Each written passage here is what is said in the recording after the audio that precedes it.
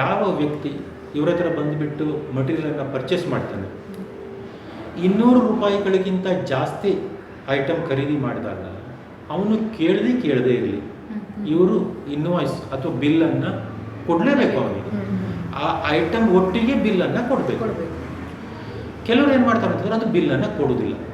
ಆವಾಗ ಇಲ್ಲಿ ನಮ್ಮ ಡಿಪಾರ್ಟ್ಮೆಂಟ್ ಅವರಿಗೆ ಟೆಸ್ಟ್ ಪರ್ಚೇಸ್ ಅಂತೇಳಿ ಒಂದು ಅಧಿಕಾರವನ್ನು ಕೊಟ್ಟಿದ್ದಾರೆ. ಅವ್ರು ಏನು ಮಾಡ್ತಾರೆ, ಬರ್ತಾರೆ, ಬಂದ್ಕೊಂಡು ಏನಾದರೂ ಐಟಮನ್ನು ತೊಗೊಳ್ತಾರೆ. ಇವರಿಗೆ ಗೊತ್ತಿರೋದಿಲ್ಲ ಅವರು GST ಡಿಪಾರ್ಟ್ಮೆಂಟ್ ಅವರು ಅಂತ ಹೇಳಿಬಿಟ್ಟು. ಇವನೇನು ಮಾಡ್ತಾನೆ, ಐಟಮ್ ಕೊಡ್ತಾನೆ, ದುಡ್ಡು ತೊಗೊಳ್ತಾನೆ, ಬಿಲ್ಲನ್ನು ಕೊಡೋದಿಲ್ಲ. ಆವಾಗ ಅವರು 20,000 ರೂಪಾಯಿ ದಂಡವನ್ನು ಹಾಕುವ ಅಧಿಕಾರ ಇದೆ ಅವರಿಗೆ. 20,000 ಮಿನಿಮಮ್ 20,000 ಹಾಕ್ಬೋದು ಫೈನ್. ಹಾಗಾಗಿ ಅದು ಒಂದು ಮಿಸ್ಟೇಕ್. ಹಾಗಾಗಿ ಎಲ್ಲ GST ಡೀಲರ್ಗಳು ಏನು ಮಾಡಬೇಕು ಅಂತಂದರೆ, ಯಾವುದೇ ವಸ್ತು ವ್ಯಾಪಾರ ಆಗ್ತಾ ಇದ್ದಾಗೆ ಆ ವಸ್ತುವಿನ ಒಟ್ಟಿಗೆ ಇನ್ವಾಯ್ಸ್ ಅಥವಾ ಬಿಲ್ಲನ್ನು ಕೊಡಬೇಕು. ಆದರೆ ಇಲ್ಲಿ GST ಆ್ಯಕ್ಟ್ ಏನು ಹೇಳ್ತದೆ ಅಂತಂದರೆ, ಯಾವಾಗ ಈ ಐಟಮ್ ವ್ಯಾಲ್ಯೂ 200 ರೂಪಾಯಿ ಒಳಗಡೆಗಿದೆ ಆವಾಗ ಕಂಪಲ್ಸರಿ ಕೊಡಬೇಕಂತಿಲ್ಲ. ಅವನು ಕಸ್ಟಮರ್ ಕೇಳಿದರೆ ಕೊಡಲೇಬೇಕು, ಆವಾಗ ಕೊಡಲೇಬೇಕು. ನಾನು ಕೊಡೋದಿಲ್ಲ ಅಂತ ಹೇಳುವಾಗಿಲ್ಲ. ಹಾಗೆ ಕೊಡೋದಿಲ್ಲ ಅಂತ ಹೇಳಿದ್ರೆ ಅವನು GST ಡಿಪಾರ್ಟ್ಮೆಂಟ್ಗೆ ಕಂಪ್ಲೇಂಟ್ ಮಾಡಬೇಕು. ಅದಲ್ಲದೆ ಮತ್ತೆ ಸಹಜವಾಗಿ ಅಂತಂದರೆ ಈಗ ಏನಾಗುತ್ತೆ, ನಮ್ಮಲ್ಲಿ ಸಣ್ಣ ಪುಟ್ಟ ವ್ಯಾಪಾರಸ್ಥರು ಸಣ್ಣದೇಳಲ್ಲ ಒಬ್ಬರೇ ಎಲ್ಲದನ್ನು ಮೇಂಟೈನ್ ಮಾಡ್ತಾ ಇರ್ತಾರೆ. ಅದಕ್ಕೆ ಆ ಬಿಲ್ಲನ್ನು ಕೊಡ್ಲಿಕ್ಕೆ ನೆನಪಾಗ್ತದೆ. ಆಮೇಲೆ ಏನು ಮಾಡ್ತಾರೆ, ಕೆಲವು ಸಲ ದಿನದ ಕೊನೆಗೆ ಎಲ್ಲ ಕೊಡುವ ಬಿಲ್ಲನ್ನು ಹರಿಯುವ ಅಂತೇಳಿ ವಿಚಾರ ಇಟ್ಕೊಂಡಿರ್ತಾರೆ.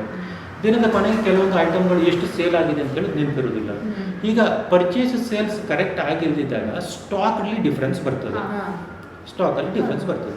ಈಗ GST ಡಿಪಾರ್ಟ್ಮೆಂಟಿಗೆ ಯಾವಾಗೂ ಸಹ ಅಧಿಕಾರನ ಕೊಡೋರು ಇನ್ಸ್ಪೆಕ್ಷನನ್ನು ಮಾಡ್ಬೋದು. ಈಗ ಇನ್ಸ್ಪೆಕ್ಷನನ್ನು ಮಾಡಿದಾಗ ಇವರು ಪರ್ಚೇಸ್ ಮತ್ತು ಸೇಲನ್ನು ಸರಿಯಾಗಿ ಮೇಂಟೈನ್ ಮಾಡಿಲ್ಲ ಅಂತ ಹೇಳಿದ್ರೆ ಸ್ಟಾಕ್ ಸರಿಯಾಗಿ ಬರೋದಿಲ್ಲ ಅಲ್ವಾ. ಹಾಗಾಗಿ ಏನಾಗ್ತದೆ ಅಂತ ಹೇಳಿದ್ರೆ ಡಿಪಾರ್ಟ್ಮೆಂಟ್ ಅವರು ಇನ್ಸ್ಪೆಕ್ಷನ್ ಮಾಡಿದಾಗ ದಂಡವನ್ನು ಹಾಕ್ಬೋದು, ಪೆನಾಲ್ಟಿಯನ್ನು ಹಾಕ್ಬೋದು. ಹಾಗಾಗಿ ಇದು ಮೇನ್ ಕಾಮನ್ ಮಿಸ್ಟೇಕ್ಸ್ ಈಗ ಡೀಲರ್ ಮಾಡುವಂಥದ್ದು. ಫಸ್ಟು ಐಟಮನ್ನು ತೊಗೊಳ್ಬೇಕಾದ್ರೆ ಹೌದು ಇನ್ವಾಯ್ಸ್ ಅಥವಾ ಬಿಲ್ಲನ್ನು ತೊಗೊಳ್ಳದೇ ಇರುವಂಥದ್ದು, ಅಥವಾ ತಮಗೆ ಈಗ ಇನ್ವಾಯ್ಸ್ ಅಥವಾ ಬಿಲ್ಲನ್ನು ಕೇಳದೇ ಇದ್ದರೆ ಅವರು ಕಡಿಮೆ ರೇಟಲ್ಲಿ ಕೊಡ್ತೇವೆ ಅಂತ ಹೇಳ್ಕೊಂಡು ವಿದೌಟ್ ಬಿಲ್ ತೊಗೊಳ್ಳುವಂಥದ್ದು, ಇದು ಸಹ ಒಂದು ಅಪರಾಧ. ವಿದೌಟ್ ಬಿಲ್ ತೊಗೊಳ್ಬಾರ್ದು, ವಿತ್ತೇ ತೊಗೊಳ್ಬೇಕು. ಅವರು ಯಾರೊಬ್ರು ಹೇಳ್ತಾರೆ, ಹೆಚ್ಚಲ್ಲಿ ನಮ್ಮಲ್ಲಿ ಹೇಳ್ತಾರೆ, ಒಂದು ಟೈಪ್ ಆಫ್ ಕ್ಯಾಟಗರಿ ಜನರಲೈಸ್ ಮಾಡ್ತಾ ಇಲ್ಲ, ಸಾಧಾರಣವಾಗಿ ಹೇಳ್ತಾರೆ, ಅವ್ರ ಹತ್ರ ತೊಗೊಂಡ್ರೆ ಅವರು ಬಿಲ್ಲನ್ನು ಕೊಡೋದಿಲ್ಲ, ಆದರೆ ಕಡಿಮೆ ರೇಟಲ್ಲಿ ಕೊಡ್ತಾರೆ. ನಮಗೆ ಯಾವ ವಸ್ತುವಿಗೆ 100 ರೂಪಾಯಿ ವಿತ್ ಬಿಲ್ ತೊಗೊಳ್ಬೇಕು ಅದನ್ನೇ ಅವರು 90 ರೂಪಾಯಿ ಕೊಡ್ತಾರೆ ನಮಗೆ ವಿದೌಟ್ ಬಿಲ್. ಹಾಗಾಗಿ ನಾವು ಅದನ್ನು ತೊಗೊಳ್ತೇವೆ ಅಂತ ಹೇಳ್ತಾರೆ. These are common mistake. ಈ ಥರ ಮಿಸ್ಟೇಕನ್ನು ಮಾಡಬಾರ್ದು, ಯಾಕಂದರೆ ಇದು ಅಪರಾಧ. ವಿತ್ ಬಿಲ್ಲೇ ತೊಗೊಳ್ಬೇಕು ಮತ್ತು ವಿತ್ ಬಿಲ್ಲೇ ಸೇಲ್ ಮಾಡಬೇಕು. ಮತ್ತೆ ಅಂತಂದರೆ ಈಗ ರಿಟರ್ನ್ ಫೈಲ್ ಮಾಡೋದ್ರಲ್ಲಿ ಇವರು ಒಂದು ಅಷ್ಟು ಜವಾಬ್ದಾರಿಯನ್ನು ತೊಗೊಳ್ಳೋದಿಲ್ಲ. ಈಗ ಅವರು ಕ್ವಾರ್ಟರ್ಲಿದ್ದರೆ 3 ತಿಂಗಳಿಗೆ ಒಂದು ಸಲ ರಿಟರ್ನನ್ನು ಫೈಲ್ ಮಾಡಲೇಬೇಕು, ಟ್ಯಾಕ್ಸನ್ನು ತುಂಬಲೇಬೇಕು. ಅದೇನು ಮಾಡ್ತಾರೆ, ಅದರ ಬಗ್ಗೆ ಅಷ್ಟು ಜವಾಬ್ದಾರಿ ತಗೊಳ್ಳೋದಿಲ್ಲ, ಯಾವಾಗಾದರೂ ಫೈಲ್ ಮಾಡ್ತಾರೆ. ಹಾಗಾದ ಕೂಡ ಏನಾಗ್ತದೆ, ಅವರಿಗೆ ನೋಟಿಸ್ ಬರ್ತದೆ ಡಿಪಾರ್ಟ್ಮೆಂಟಿಂದ, ನಿಮ್ಮದು ರಿಟರ್ನ್ ಫೈಲ್ ಆಗಿದೆ ಅಂತ. ಮತ್ತು ಈಗ ರೆಗ್ಯುಲರ್ GSTಯಲ್ಲಿದ್ದವರು ಅದನ್ನು ಸರಿಯಾಗಿ ಕಂಪ್ಲೈ ಮಾಡೋದಿಲ್ಲ, ಇನ್ಪುಟ್ ಟ್ಯಾಕ್ಸ್ ಕ್ರೆಡಿಟ್ ಎಷ್ಟಿದೆ ಅಂತೇಳಿ ನೋಡೋದಿಲ್ಲ, ಕ್ರೆಡಿಟ್ ನೋಟು ಡೆಬಿಟ್ ನೋಟುಗಳಲ್ಲಿ ಇರ್ತವೆ, ಅದರ ಬಗ್ಗೆ ಗಮನವನ್ನು ಕೊಡೋದಿಲ್ಲ. ಹಾಗಾದ ಕೂಡ ಏನಾಗ್ತದೆ ಅಂತಂದರೆ ಇವರು ರಿಟರ್ನ್ ಫೈಲ್ ಮಾಡಬೇಕಾದ್ರೆ ಅದು ಮಿಸ್ಟೇಕ್ ಆಗಿರ್ತದೆ. ರಿಟರ್ನ್ ಫೈಲ್ ಮಾಡಿದ ಮಿಸ್ಟೇಕ್ ಆದ ನಂತರ ಡಿಪಾರ್ಟ್ಮೆಂಟ್ ಅವರಿಗೆ ಯಾವಾಗಲೂ ಸಹ ಪೆನಾಲ್ಟಿ ಹಾಕುವ ಅಧಿಕಾರ ಇರ್ತದೆ. ಹಾಗಾಗಿ ಇವರು ಜಾಗ್ರತೆ ವಹಿಸಬೇಕಾಗಿದೆ ಅಂತಂದರೆ ಬುಕ್ಸ್ ಆಫ್ ಅಕೌಂಟನ್ನು ಕರೆಕ್ಟಾಗಿ ಮೇಂಟೈನ್ ಮಾಡಬೇಕು. ಮತ್ತು ಈಗ GST ಕಂಪ್ಲೈಯನ್ಸ್ ಏನು ಹೇಳ್ತದೆ ಆ ಟೈಮಲ್ಲಿ ರಿಟರ್ನನ್ನು ಫೈಲ್ ಮಾಡಿಕೊಳ್ಬೇಕು. ಸರ್, ಇವಾಗ ಎಂತ ಅಂತ ಹೇಳಿದ್ರೆ, ಈಗ ಸ್ಮಾಲ್ ಬಿಸ್ನೆಸ್ ಅವರಿಗೆಲ್ಲ ಏನಾದರೂ ಇಶ್ಯೂಸ್ ಆದವಾಗ ಅಥವಾ ಪ್ರಾಬ್ಲಮ್ ಬಂದವಾಗ ಅವ್ರಿಗೆ ಎಲ್ಲಿ ಕಾಂಟ್ಯಾಕ್ಟ್ ಮಾಡಲಿ, ಎಲ್ಲಿ ಪ್ರಾಬ್ಲಮೆಲ್ಲ ಸಾಲ್ವ್ ಮಾಡಲಿ ಅಂತ ಗೊತ್ತಿರೋದಿಲ್ಲ. ಇನ್ಫಾರ್ಮೇಷನ್ಸ್ ಬೇಕಾಗಿರ್ತದೆ GST ಬಗ್ಗೆ ಎಲ್ಲ.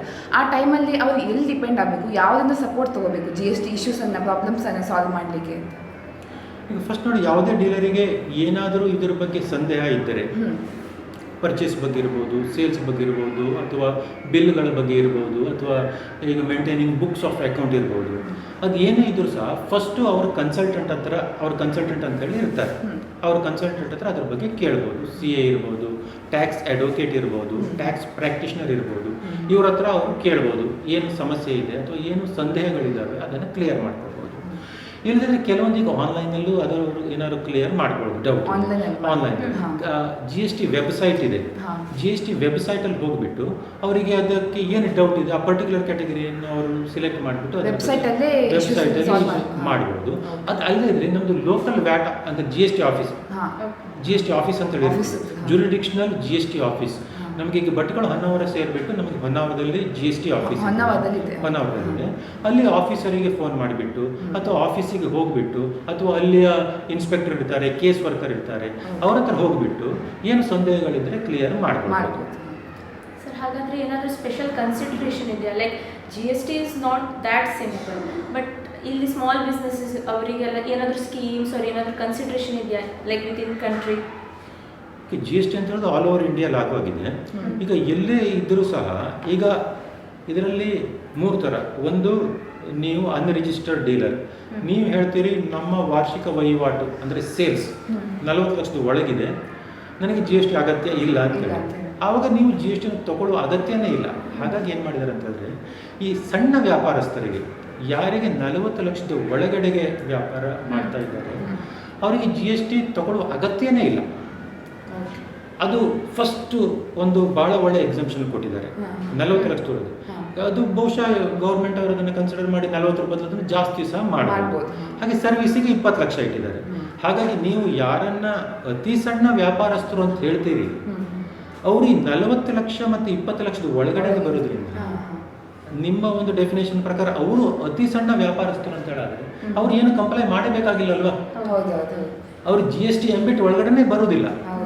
ಹಾಗಾಗಿ ಅವ್ರು ಏನೂ ಕಂಪ್ಲೈ ಮಾಡಬೇಕಾಗಿಲ್ಲ. ಮತ್ತು ಸಣ್ಣ ವ್ಯಾಪಾರಸ್ಥರು ಅಂತ ಹೇಳಿ ತಿಳ್ಕೊಳ್ಳಿ, ಅವರಿಗೆ ಏನು ಬೆನಿಫಿಟ್ ಅಥವಾ ಒಂದು ಸ್ಕೀಮನ್ನು ಗೌರ್ಮೆಂಟ್ ಅವ್ರು ಕೊಟ್ಟಿದ್ದಾರೆ ಅಂತ ಹೇಳಿದ್ರೆ ಅದೇ ಕಂಪೋಸಿಷನ್ ಆಫ್ ಟ್ಯಾಕ್ಸ್. ನೀವು ಕಂಪೋಸಿಷನ್ ಆಫ್ ಟ್ಯಾಕ್ಸನ್ನು ಆಪ್ಟ್ ಮಾಡಿ 1.5 ಕೋಟಿ ಒಳಗೆ ಏನು ತೊಂದರೆ ಇಲ್ಲ.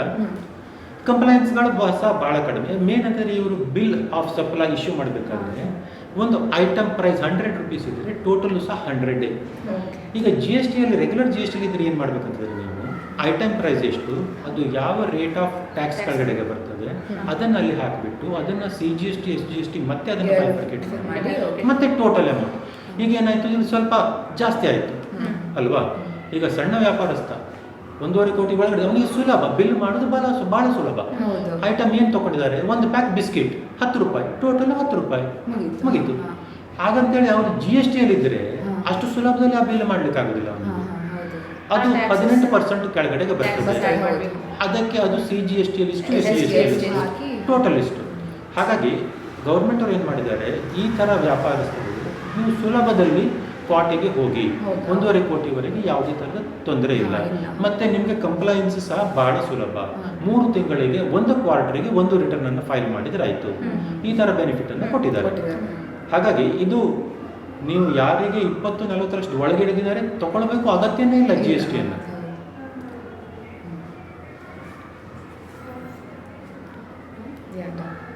ಸರ್, ದೆನ್ ಲೈಕ್ ನಮ್ಮ ಕಾಮರ್ಸ್ ಪೀಪಲಿಗೆ GST ಯಾಕೆ ಅಷ್ಟು important? Like why we should learn about GST? Like mainly to commerce students or commerce related people, as GST is a commerce related only. So it's not only related to GST law. See, every citizen of India must be aware of the laws of the country. ಅಲ್ವಾ? ಏನು ಕಾನೂನು ಇದೆ ಅಂತ ಹೇಳೋದನ್ನು ನಾವು ತಿಳ್ಕೊಳ್ಳೇಬೇಕು. Particularly ಯಾಕೆ GSTಗೆ ಬಂದಾಗ ಈಗ ನೀವು ಹೇಳಿದಾಗ ಬಿಸ್ನೆಸ್ ಪೀಪಲ್ ಇರ್ಬೋದು, ಅವರು ಅದನ್ನು ತಿಳ್ಕೊಳ್ಳದೇ ಇದ್ದರೆ ಅದನ್ನು ಹೇಗೆ ಕಂಪ್ಲೈ ಮಾಡ್ತಾರೆ? ಆ GST ಆ್ಯಕ್ಟ್ ಏನು ಹೇಳ್ತದೆ ಅಂತ ಹೇಳೋದನ್ನು ತಿಳ್ಕೊಳ್ಬೇಕು. ಮತ್ತು ಅದು ತಿಳ್ಕೊಂಡು ಆ ಪ್ರಕಾರ ಅದನ್ನು ಕಂಪ್ಲೈ ಮಾಡಬೇಕು. ಮತ್ತು ಎಸ್ಪೆಷಲಿ ಸ್ಟೂಡೆಂಟ್ಸಿಗೆ, ಬಹುಶಃ ಕಾಮರ್ಸ್ ಅವರಿಗೆ ಇರ್ಬೋದು ಅಥವಾ BBAದವರಿಗೆ ಇರ್ಬೋದು, ಇದು ಬೇಸಿಕ್. ನೀವು ಹೀಗೆ ಅದನ್ನು ಅಂದರೆ ನಿಮ್ಮ ಸ್ಟೂಡೆಂಟ್ ಲೈಫಲ್ಲೇ ಅದನ್ನು ಏನು ಅಂತೇಳಿ ಗೊತ್ತಾದರೆ ನಿಮಗೆ ಒಂದು ವೇಳೆ ಅದು ಇಂಟ್ರೆಸ್ಟ್ ಬಂದರೆ, GSTಯಲ್ಲಿ ನಿಮಗೆ ಇಂಟ್ರೆಸ್ಟ್ ಇದೆ ಅಂತ ಹೇಳಾದರೆ ನೀವು GST ಪ್ರಾಕ್ಟೀಷನರ್ ಆಗಿ ಸಹ ಕೆಲಸ ಮಾಡ್ಬೋದು. ಈಗ ಮತ್ತು GST ಪ್ರಾಕ್ಟೀಸ್ ಮಾಡಬೇಕಾದ್ರೆ CAನೇ ಆಗಬೇಕಂತಿಲ್ಲ. ಈಗ ಎನಿ ಗ್ರ್ಯಾಜುಯೇಟ್ GST ಪ್ರಾಕ್ಟೀಷನರ್ ಆಗಿ ಎನ್ರೋಲ್ ಮಾಡ್ಬೋದು. ಮತ್ತು ನೀವು ಡೀಲರನ್ನು ರೆಪ್ರೆಸೆಂಟ್ ಮಾಡ್ಬೋದು. ಅವರ ಪರವಾಗಿ ನೀವು ಹೋಗ್ಬಿಟ್ಟು GST ಆಫೀಸಲ್ಲಿ ಅವರ ಸಮಸ್ಯೆಗಳನ್ನು ನೀವು ಕೇಳ್ಕೊಳ್ಬೋದು. ಅಥವಾ ಅವರಿಗೆ ಏನಾದರೂ ನೋಟಿಸ್ ಇದ್ದದಿದ್ದರೆ ಅವರ ಪರವಾಗಿ ನೀವು ಅವರನ್ನು ರೆಪ್ರೆಸೆಂಟ್ ಮಾಡ್ಬೋದು. ಮತ್ತು ಇದು ನೀವು ಸ್ಟೂಡೆಂಟ್ಸ್ ಲೈಫಲ್ಲಿ ಈಗ GST ಒಂದು ಸಬ್ಜೆಕ್ಟ್ ಇರೋದ್ರಿಂದ ಏನಾಗ್ತದೆ, ನಿಮಗೆ ಆ ಲಾ ಬಗ್ಗೆ ನಿಮಗೆ ಅವೇರ್ನೆಸ್ ಬರ್ತದೆ. ಈಗ ನೀವು ಏನೋ ಒಂದು ಐಟಮನ್ನು ಖರೀದಿ ಮಾಡ್ತೀರಿ, ನಿಮಗೆ ಗೊತ್ತಿರ್ತದೆ ನೀವು ಐಟಮನ್ನು ಖರೀದಿ ಮಾಡಿದ ನಂತರ ಬಿಲ್ಲನ್ನು ಕೇಳುವುದು ನಿಮ್ಮ ಹಕ್ಕು. ನೀವು ಅಂಗಡಿ ಹತ್ರ ಹೇಳ್ಬೋದು, ಬಿಲ್ಲನ್ನು ನಮಗೆ ಕೊಡಬೇಕು, ನೀವು GST ಆ್ಯಕ್ಟೇ ಹೇಳ್ತದೆ, ನೀವು ಯಾಕೆ ಕೊಡೋದಿಲ್ಲ ಅಂತ ಹೇಳಿ ಕೇಳ್ಬೋದು. ಈ ಥರ ಏನಾಗ್ತಂತೆ ನಿಮಗೆ ಇದು ಬೇಸಿಕ್ ನಾಲೆಜ್ ಅಂತ ಹೇಳೋದು ಬರ್ತದೆ. ಮತ್ತೆ ಇಂಟ್ರೆಸ್ಟ್ ಇದ್ದರೆ ನೀವು ಇದೇ ಫೀಲ್ಡಲ್ಲಿ ಮುಂದುವರಿಬೋದು. ಹಾಂ, ಥ್ಯಾಂಕ್ ಯು ಸರ್. ಇವತ್ತೇ ನಿಮ್ಮ ಜೊತೆ ಮಾತಾಡಿ ಸಿಕ್ಕಾಪಟ್ಟೆ ನಾಲೆಜ್ ಸಿಕ್ತು GST ಬಗ್ಗೆ.